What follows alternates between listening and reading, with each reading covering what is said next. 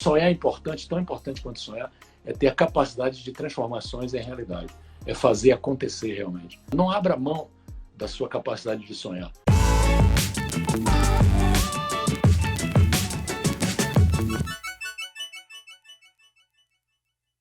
Pessoal, olha lá com quem que eu vou falar hoje. O PCP hoje é com César Souza, um consultor internacional, escritor, palestrante. O currículo dele é um pouco extenso, então a gente vai falando e sabendo ao longo do que a gente vai conversando, tá bom? Então, primeiro eu quero agradecer muito você participar aqui conosco desse papo, tá bom? Tá bom, querida. Para mim é um prazer, uma honra muito grande estar aqui com você. Muito feliz de estar aqui. Ai, a minha também. Olha, eu queria começar perguntando como foi a sua infância? Opa, a minha infância foi no lugar mais maravilhoso do mundo, que chama-se Salvador, na Bahia. Então, eu já nasci com sorte, que eu nasci no lugar certo. Em 1952, a Bahia estava começando a se desenvolver, fervilhando culturalmente. Então, logo depois, quando eu comecei a estudar, entrei no colégio de aplicação para fazer o meu curso, né, logo depois do primário, né, fazer aquele curso que a gente fazia chamado ginasial, secundário, etc. e tal. Salvador estava explodindo em termos de cultura no Brasil. Entrou lá na Universidade Federal da Bahia um reitor realmente visionário, chamado professor Edgar Santos, e ele montou lá na Bahia uma escola de teatro, uma escola de belas artes, deu uma força enorme às coisas humanistas na Bahia. Então começaram a acontecer muitas coisas, e o tropicalismo começou ali, né? O Caetano Veloso começou a dedilhar e alegria bem. O João Gilberto é baiano, também o Glauber Rocha estava por lá ganhando um prêmio, né, em Cannes, ganhou o prêmio dele, está entrando ganhando tênis. A Marta Rocha é a segundo lugar no concurso de Miss Universo. Então a gente tinha música, arte, cinema, teatro. Imagino, mas você não falou da sua infância. Sim, eu estou falando disso. Esse aí já foi assim, adolescência, eu diria assim, infância a partir de 11 anos. Infância mesmo, um pouco antes, também lá em Salvador, eu vivia na praia, não é? Meu pai era pescador lá na ilha de Boipeba, na Bahia. Que gostoso. Então, meu pai tinha uma paixão pelo mar enorme, então ele levava a gente sempre, todo fim de semana, sábado e domingo, passava na praia, jogava bola, se divertia bastante. E foi um período fantástico. E foi meu primeiro ato como empreendedor foi exatamente lá em Salvador, aos 9 anos de idade, em 1961, quando eu montei uma primeira pipa colorida, que não se tinha notícia na época de uma pipa colorida. Todo mundo falava, a gente via as pipas, né, mas todas de uma cor só. Eu achava aquilo muito monótono. Eu olhava para o céu, era uma pipa só azul, ou só verde, ou só amarela, ou só vermelha. E olha, eu não tinha máquina fotográfica na época para tirar foto e comprovar o que eu estou falando. Mas a gente fez uma pesquisa. Não, mas tem duas fontes de pesquisa. Primeiro são os livros do Pierre Verger, que é um grande, né, sociólogo e artista e fotógrafo francês que viveu lá na Bahia. Tem vários livros dele. Tem alguns livros assim, Meninos Empinando Pipa. Você só vê pipa de uma mesma cor. Não é? E tem as telas também de Caribé, que é outro pintor argentino que acabou lá na Bahia. Na época, então, tem telas de Carimbé dessa época, 1950 e pouco, 60. Então, só pipas de uma mesma cor. A gente sabe que o artista reproduz aquilo que vê na realidade de uma certa forma. Então, se existisse pipa colorida, o Carimbé, você acha que o Carimbé ia pintar pipa de uma mesma cor? Claro que não. Então, foi sentindo isso. Um dia me deu assim, um insight. Eu digo, gente, não chamava de insight na época, não, né? Não, claro. Lá na Bahia, a gente chamava de lampejo. Lampejo, estalo, qualquer coisa assim. Aí me deu um lampejo, eu pedi à minha mãe para comprar 4 folhas de papel coloridas. Aqueles papéis se fazia pipas e tudo. Cruzei 2 flechas. Então botei uma azul, uma verde, uma amarela e uma vermelha. Cruzei um X as duas flechas e coloquei papel ali colorido naquilo, colei, fiz 2 pipas e fui empenar minha pipa. E foi no dia 1º de maio. 1º de maio de 1961. Eu me lembro porque foi um 1º de maio que era um feriado. Então eu não tinha aula na escola nesse 1º de maio. Fui lá, morava numa ladeira, né, ladeira do Ipiranga, eu empinei minha pipa. De repente eu vi todas as pipas indo em direção da minha, acho que estavam no ar. Cheias de más intenções, Sandra. Cheias de más intenções. Queriam cortar a minha, queriam cortar e pegar. Na época a gente usava aquela expressão, não era só cortar a pipa do outro, era cortar e pegar. Você usava, então eu passava cerol na rabiola, fazendo não sei o que lá e tal. Ou seja, eu cortaram a minha primeira, eu resisti bravamente, não deu, empenei a segunda, cortaram a minha segunda. No outro dia eu voltei com 4 pipas, cortaram e digo, gente, olha só a minha cabeça. Tem demanda para isso. As pipas. Tem demanda para isso. Aí eu perdi a minha inocência. Eu deixei de ser um empinador de pipa aos 11 anos de idade, aos 9 anos de idade. Passei a ser um fabricante e vendedor de pipas lá em Salvador. Então montei um negócio com a turma lá da rua e foi isso que financiei meus estudos. Aí voltando agora, depois disso, eu consegui passar num pré-examezinho admissional, que tinha que pagar curso primário, que eu tinha que pagar professor privado e tudo. E consegui passar desse pequeno vestibular nessa época, financiado pelas minhas pipas coloridas. Vou lhe mostrar um negócio aqui, ó. Por isso que eu tenho aqui nessa minha estante, olha só o que eu tenho aqui. Eu tenho uma pequena escultura, não sei se está dando para ver daí, eu tenho uma pequena escultura, que é um menino... Ai, que gracinha! Esse aqui eu ganhei da Cris, a minha mulher, recentemente. A gente foi ali ver uma exposição no Centro Cultural Banco do Brasil, aqui em São Paulo, e tinha essa escultura, ela toda feita de material reciclável, de papel, papelão, madeira, tudo reciclável. E hoje você não empina mais? Não, eu não empino mais pipa, porque isso faz parte de uma vida. A vida é feita de ciclos, né? Hoje a minha pipa chama-se escrever livros, dar palestras, fazer consultoria. Hoje eu ajudo empreendedores a levantar as pipas deles. É isso mesmo. Manter o negócio dele no ar, né? Para não deixar cair. Então, mas me conta então sobre a sua carreira. Como foi a sua carreira até chegar nas palestras? Bem, a minha carreira foi essa. Eu estudei e fiz administração de empresas lá na própria Bahia, lá em Salvador. Também uma época bastante conturbada, né? Entrei em 1970 na universidade, estudei até 73.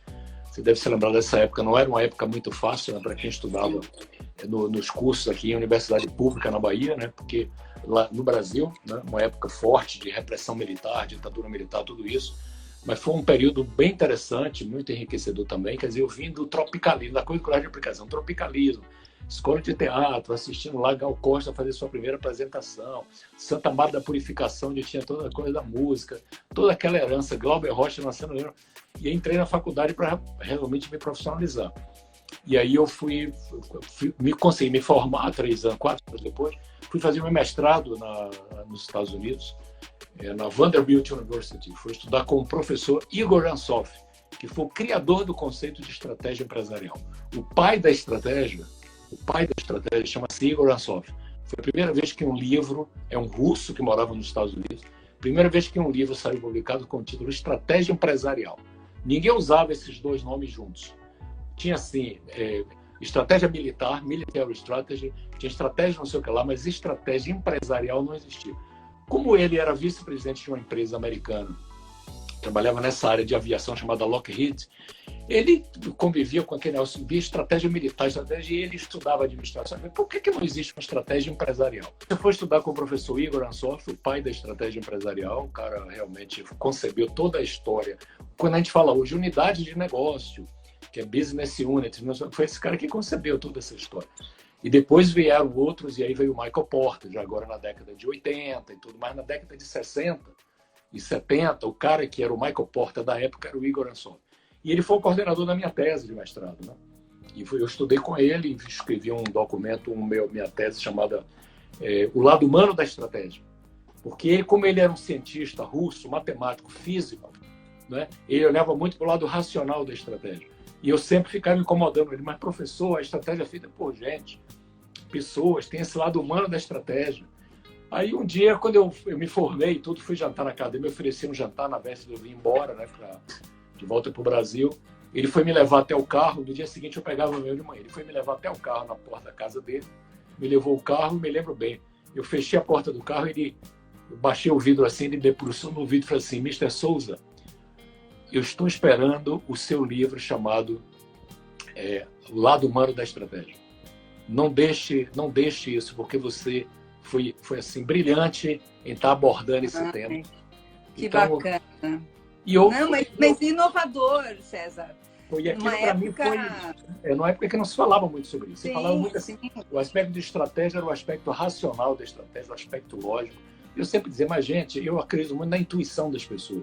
A verdadeira estratégia está no coração das pessoas. por isso que eu acabei escrevendo aquele livro que você conhece bem, Você é o Tamanho dos Seus Sonhos.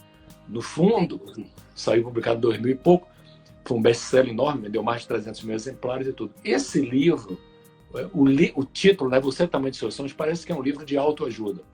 Nada contra a autoajuda, mas eu sempre digo assim, não é de autoajuda, é de alta ajuda.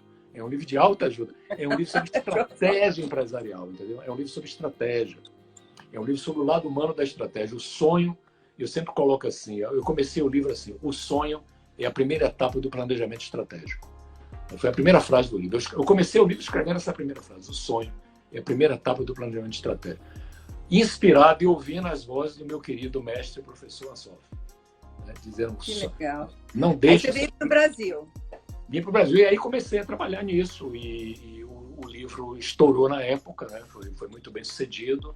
Comecei a ser muito convidado para fazer palestra. Não sabia muito bem como é que fazia negócio de palestra. Então, aí, em que época foi isso? Aí isso aí já foi perto do ano 2000.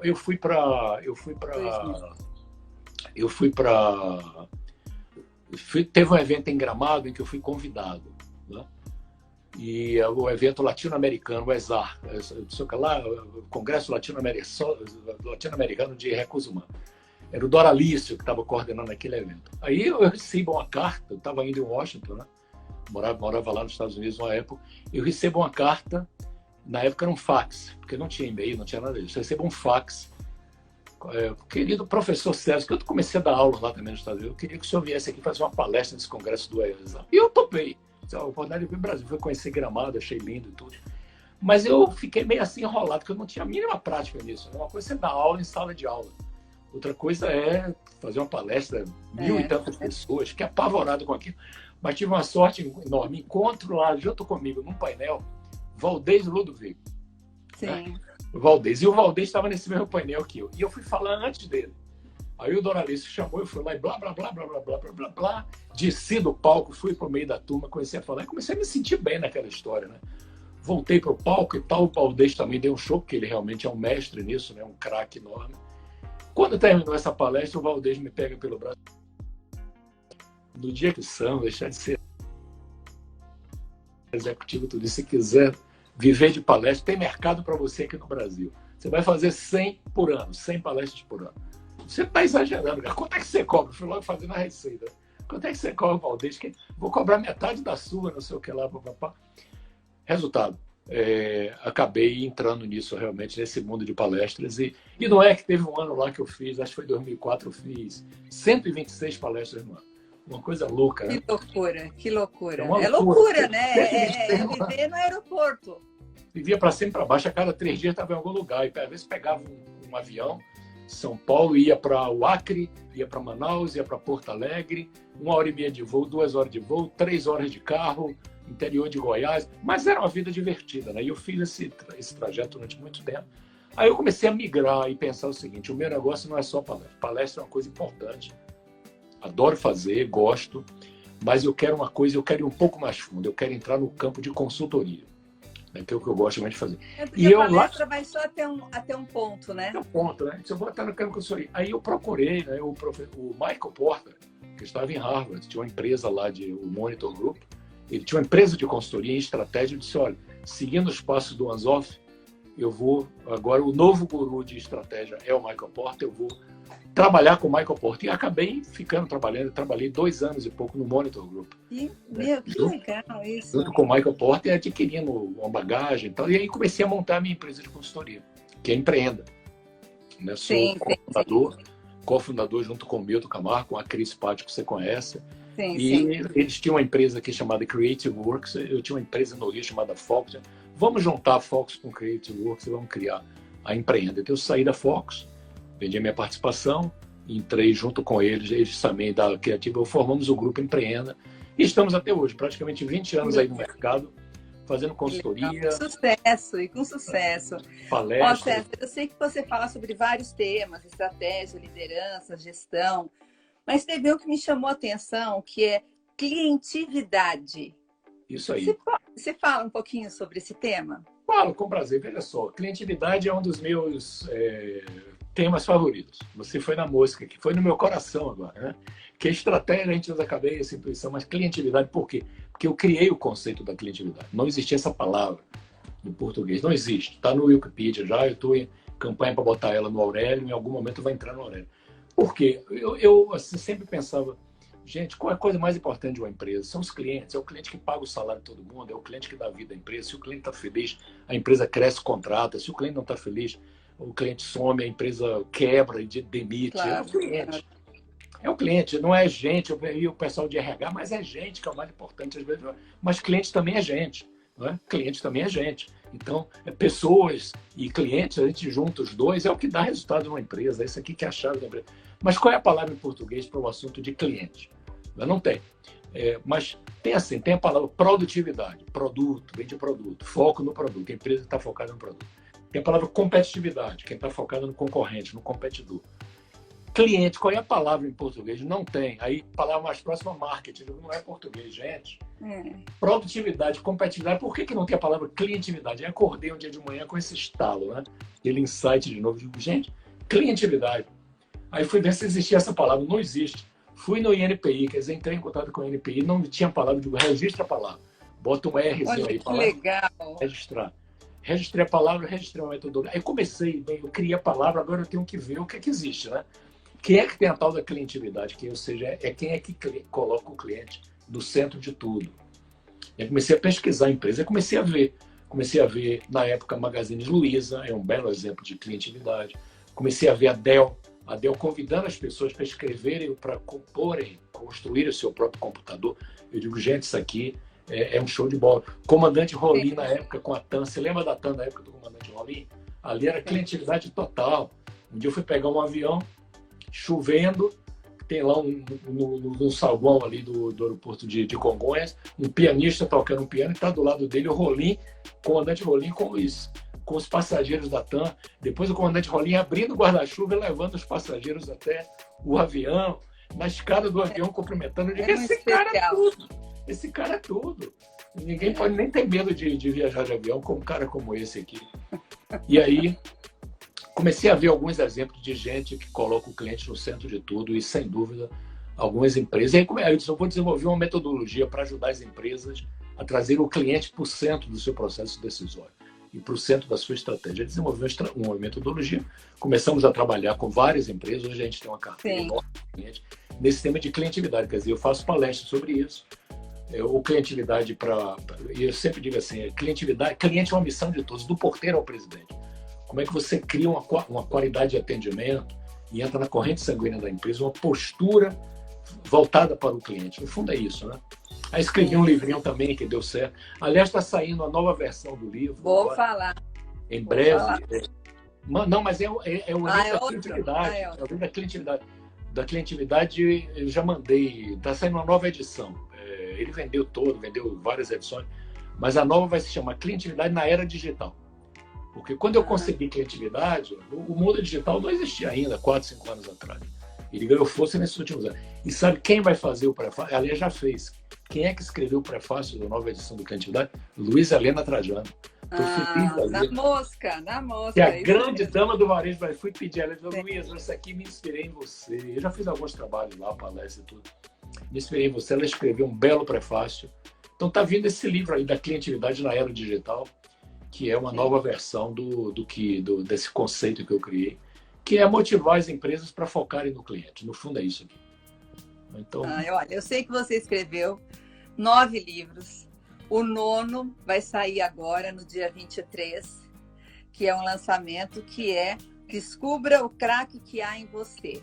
Isso aí. Agora, antes desse, você escreveu 8.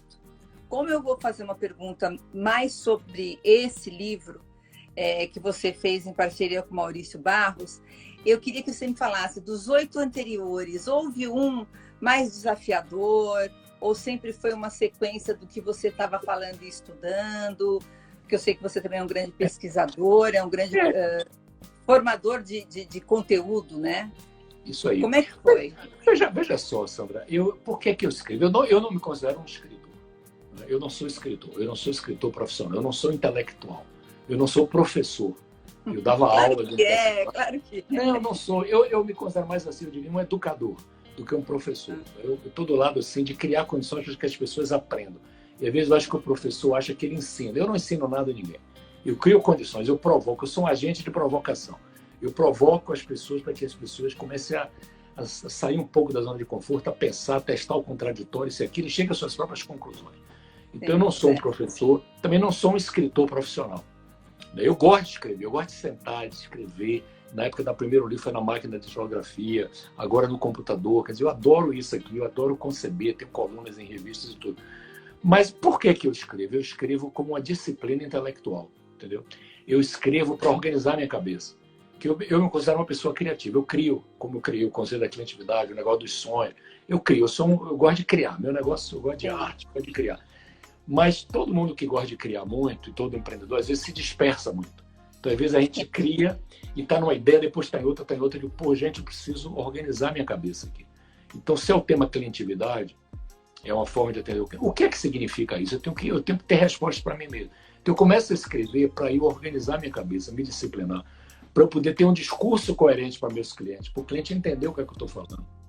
Para treinar minha equipe, para minha equipe entender aquilo que eu estou falando. Treinar parceiro. Eu tenho minha empresa de consultoria. Você pesquisa também? Pesquiso Você bastante. Está fazendo, então, deve ser uma maravilha. É um aprendizado, na realidade. Aprendizado. E aí eu procuro me concentrar um pouco. O momento de escrever, para mim, é um momento de síntese, entendeu? Quando eu faço pesquisa, é aquele momento, é como o coração. O coração tem sístole e diástole, né? Diástole você joga sangue no corpo, sístole você contrai o sangue. O coração fica sempre pulsando. O momento que eu faço uma pesquisa, que eu tenho ideias, é o momento da diástole. Eu estou abrindo o horizonte. Abro a janela, estou olhando para tudo que é lugar. Mas tem um momento que eu tenho que botar um foco naquilo, nas ideias, porque senão a gente fica desparafusado e não consegue ajudar ninguém. Fica disperso. Então eu escrevo para dar ordem ao meu pensamento, para orientar meus clientes, para orientar minha equipe, para orientar meus parceiros. Eu trabalho com muitos parceiros, muitas empresas de consultoria. Então, quando eu vou fazer um trabalho de criatividade, às vezes eu levo um cara disso, um cara de marketing, faz uma pesquisa de marketing. E digo, cara, você vai fazer sua pesquisa lá com o meu cliente, mas olha aqui qual é o conceito que está por trás.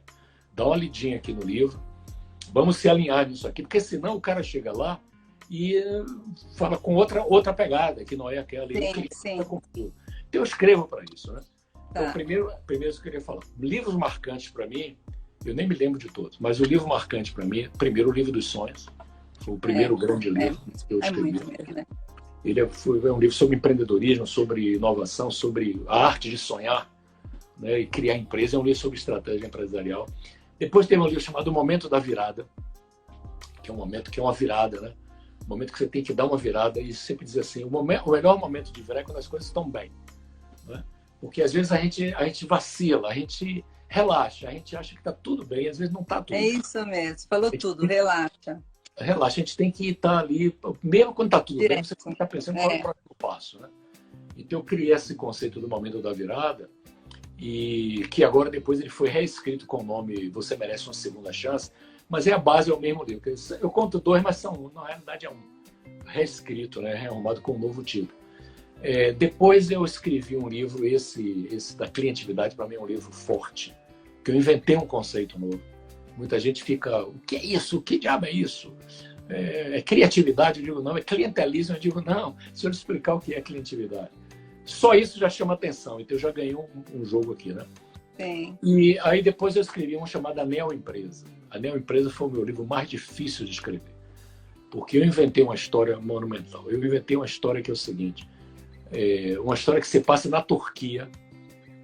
E eu acabei tendo que ir para a Turquia, até para entender um pouco a Turquia. Por que a Turquia? Porque a Turquia, Istambul é um lugar onde o Ocidente e o Oriente se encontram. Tem uma ponte, você atravessa aquela ponte, atravessa um rio, você está no Oriente, ou do lado de cá você está no Ocidente. Então é um lugar que você encontra. É um lugar que tem uma praça, onde você tem a igreja Hagia Sofia, e você tem uma mesquita azul. A mesquita, né, islâmica fortíssima, do tempo do Constantinopla, que Istambul era Constantinopla, né? E tem a Hagia Sofia, que é um símbolo enorme ali, religioso. Então, uma de frente da outra na mesma praça. Eu ficava olhando aquilo, as duas, e o Ocidente e o Oriente. Eu disse, eu vou fazer o livro aqui.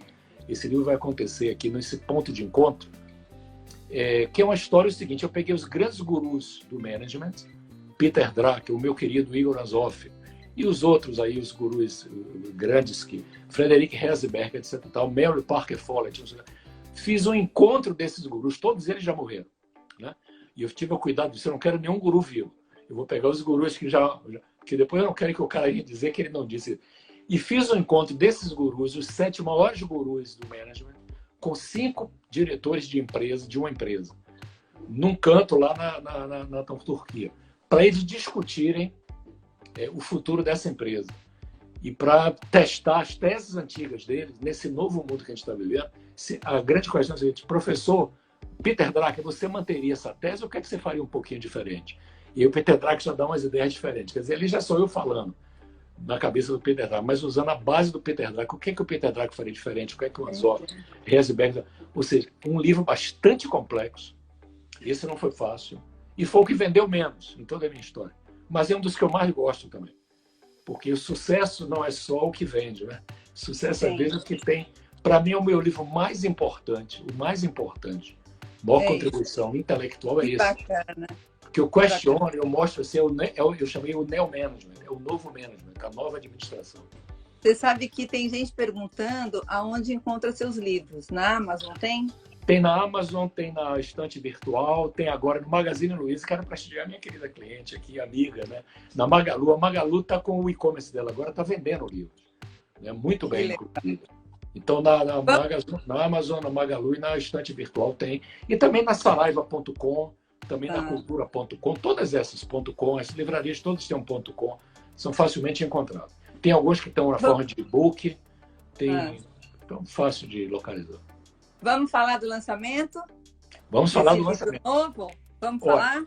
É lançamento e você marcou essa data hoje comigo, dia 21. Veja o que é que aconteceu, né? Como os astros conspiram a favor. Recebi hoje pela manhã, recebi um livrinho que está aqui. Primeiro exemplar. Bonito. Está sendo distribuído a partir de amanhã. Está aqui Descubra o craque que é em você. Eu tinha feito uma capa antes para fazer um material de divulgação, mas era uma capa fake. Eu tinha só a capa em PowerPoint, eu imprimi e coloquei num livro antigo. Mas esse aqui é o verdadeiro. Hoje eu recebi, hoje é mais ou menos umas 11 horas da manhã. Dá uma emoção, não dá? Dá uma emoção. Tipo, a Sandra vai adorar saber disso também, né? Porque ela marcou comigo hoje e a gente vai tocar no livro e eu recebi o livro hoje pela manhã, por isso que ele está aqui no lugar privilegiado, né? Vai ser sexta-feira, uma live, né? Que nós vamos fazer sexta-feira à noite, às 19 horas, com o pessoal da Buzz Editora. Buzz é B-U-Z-Z, é o Anderson Cavalcante, que foi quem lançou o meu primeiro livro, na época na Editora Gente, que era Você, o Tamanho dos Seus Sonhos. O Anderson é o responsável por meu livro ter sido um best-seller, porque ele era o cara comercial de lá, ele acreditou, me pegou pela mão, me levou em livrarias, me levou para fazer palestra, e o livro realmente estourou, né? Me levou na mídia e tal. E agora ele saiu lá, teve na sexta, ele voltou agora para ele montou a editora dele, chamada Buzz, B-U-Z-Z, até um nome bem sugestivo, né? De Buzz, chavecano, né? Então ele montou, me convidou e eu, junto com o Maurício Barros, nós escrevemos esse livro. E sexta-feira tem a primeira live sobre ele, depois tem dia 29, tem outra live com a Abracom. Vai ser no Museu do Futebol, inclusive, essa outra live. Legal! Que é o tema de esporte. E 6 de novembro vai ter um lançamento com uma palestra. 6 de novembro com uma palestra, realmente eu vou fazer na forma de uma palestra junto com o Maurício, 8h30 da manhã. Mas aí eu mando o convite para você depois de todos esses eventos, aí a gente vai estar juntos. Então realmente super interessante. Mas eu estou muito feliz também com esse livro. Esse livro, eu diria, foi o mais divertido. Não é? Esse, porque é em duas mãos, né? Então é aquilo que você falou. Ele falava um negócio e você fazia os paralelos e tal. Olha, eu sei que você foi nomeado no Fórum Econômico Mundial um dos 200 líderes globais para o amanhã. Como é que foi isso para você? Isso daí é poderoso, não é? Isso foi uma emoção muito grande, viu? Eu não esperava muito isso. De repente, isso foi em 1992, não é? Eu tinha, na época, exatamente 40 anos de idade. Hoje eu estou com 68. Tinha 40 anos de idade. Você não fala que você tem 68, não parece. Mas eu tenho 68, mas meu projeto é chegar aos 100, não é? É isso mesmo. Rumo aos 100.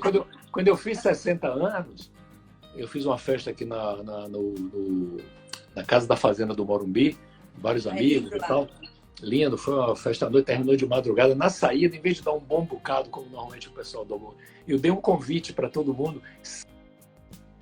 Save the Day, dia 4 de fevereiro de 2052, quando eu completo 100 anos. Eu digo que está aqui já o convite para a festa de 100 anos.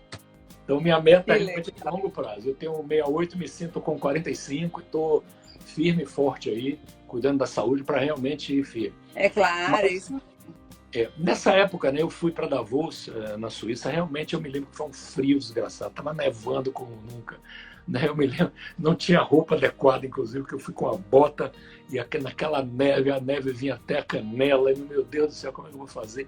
Mas foi um dos momentos emocionantes que eu tive, realmente, de receber esse prêmio. Não foi um prêmio, né? Foi um reconhecimento.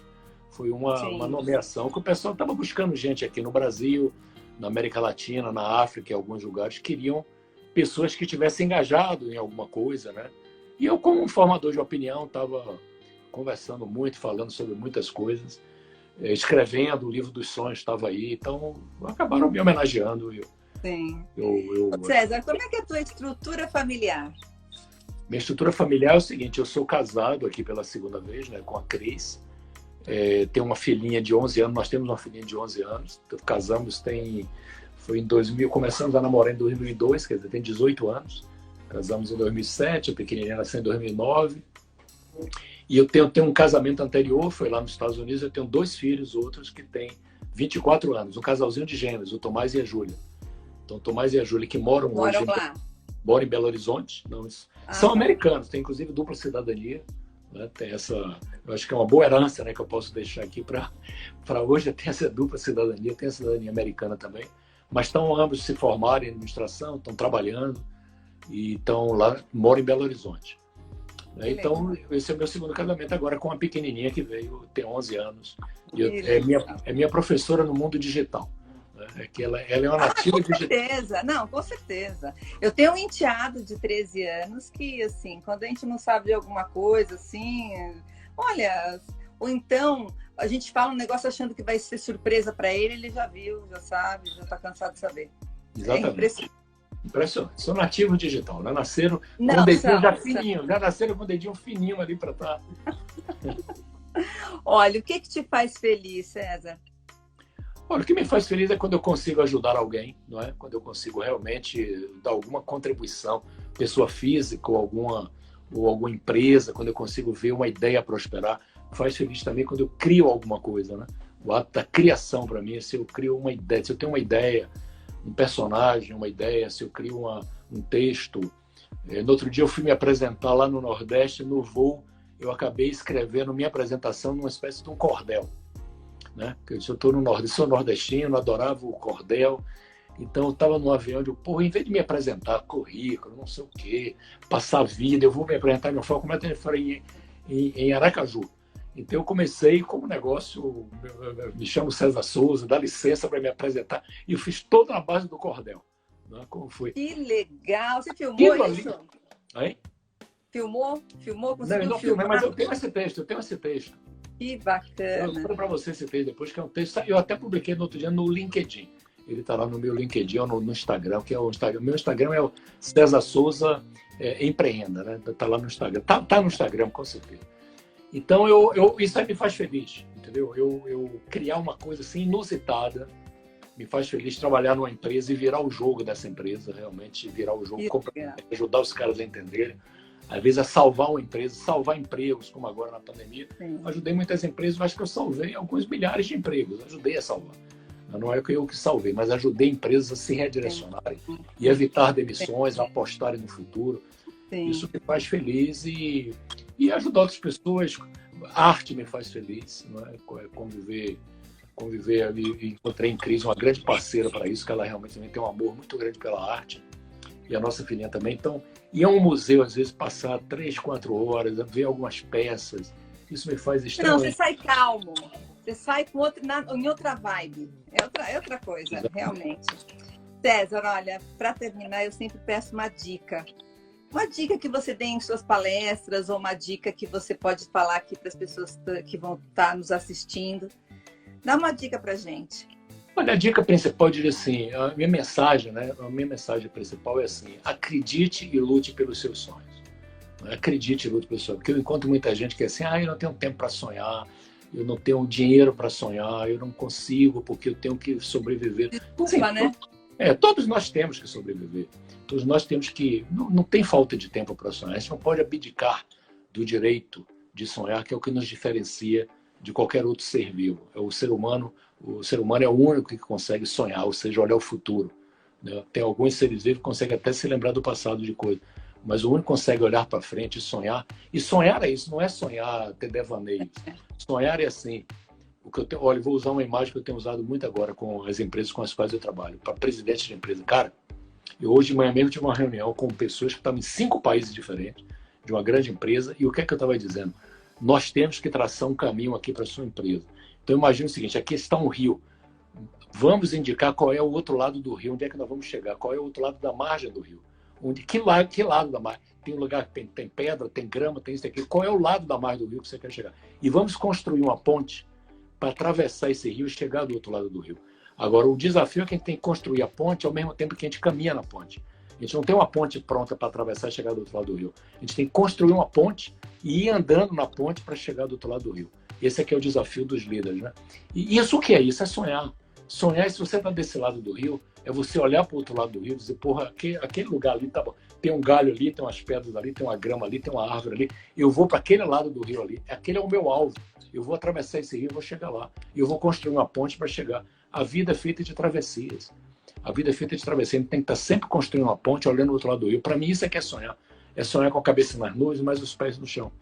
É sonhar. Sonhar é importante, tão importante quanto sonhar, é ter a capacidade de transformações em realidade. É fazer acontecer realmente. Então, isso aqui é a dica que eu quero dar. Não abra mão da sua capacidade de sonhar. Todos nós temos problemas. Todos nós temos problemas de toda a natureza. Claro. Toda a natureza. Ninguém é imune de problema. Não tem felicidade. Porque eu sou feliz. Eu não sou feliz. Eu estou feliz hoje. Eu posso não estar amanhã. Estou feliz depois de amanhã. Eu tenho que construir felicidade dia a dia. E você constrói felicidade se você sonha. Você não constrói felicidade em cima de problemas apenas. Tem que ter sonho. Tem que acreditar na sua capacidade. Então, acredite e lute pelos seus sonhos com unhas e dentes. Porque a gente acaba encontrando forças, às vezes, para superar o que muita gente acha que seria insuperável.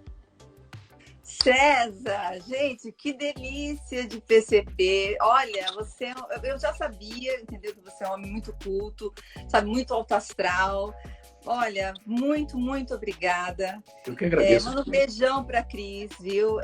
Para sua filhinha e, assim, que Deus abençoe muito vocês. E eu agradeço muito esse papo com o palestrante. Um beijo grande, viu? Tchau, querida. Muito obrigado por tudo, viu? Tchau.